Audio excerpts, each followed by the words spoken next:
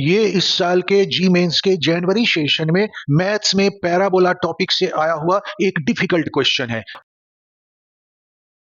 अब इस क्वेश्चन में दो पैराबोला दे रखे हैं, दोनों का फोकस 4 3 है। एक का डायरेक्ट्रिक्स एक्स एक्सिस है और दूसरे का डायरेक्ट्रिक्स वाई एक्सिस है। तो डायरेक्ट्रिक्स के परपेंडिकुलर लाइन जो फोकस से पास होती है वो पैराबोला का एक्सिस होता है।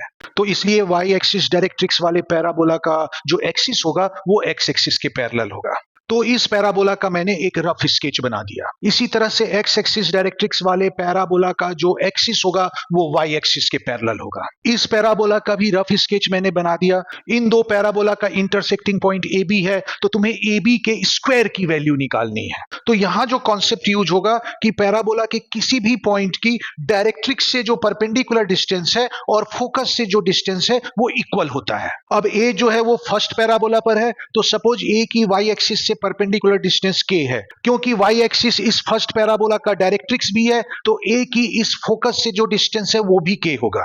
अब ये सेकंड पैराबोला पर लाई करता है, x एक्सिस इस सेकंड पैराबोला का डायरेक्ट्रिक्स है, तो a की फोकस से डिस्टेंस k है, इसलिए a की जो डायरेक्ट्रिक्स मतलब x एक्सिस है उससे भी डिस्टेंस k होगा। तो इसलिए इसका जो कोऑर्डिनेट होगा वो k और k होगा। अब अगर हम एक पैराबोला की इक्वेशन निकाल लें तो हमारा सॉल्यूशन आ जाएगा। अगर P पैराबोला के डायरेक्ट्रिक्स और एक्सिस का इंटरसेक्टिंग पॉइंट है तो वर्टेक्स फोकस और P का मिड पॉइंट होगा। PF की डिस्टेंस 4 है तो PV की डिस्टेंस 2 होगा। मतलब V की Y एक्सिस से डिस्टेंस 2 है और X एक्सिस से डिस्टेंस उतनी ही है जितनी F की है, मतलब 3। इसलिए V का कोऑर्डिनेट 2 3 हो जाएगा और पैराबोला का axis parallel to X axis है। तो इस फॉर्म में पैराबोला का जनरल इक्वेशन होता है y माइनस एन का square equal to 4a x minus m, जहां m n जो है वो वर्टेक्स के कोऑर्डिनेट है और a जो है वो वर्टेक्स और फोकस के बीच का डिस्टेंस है। तो a की वैल्यू क्लियरली 2 होगी। तो इसकी जनरल इक्वेशन आ जाएगी y माइनस 3 का whole square equal to 8 x minus 2।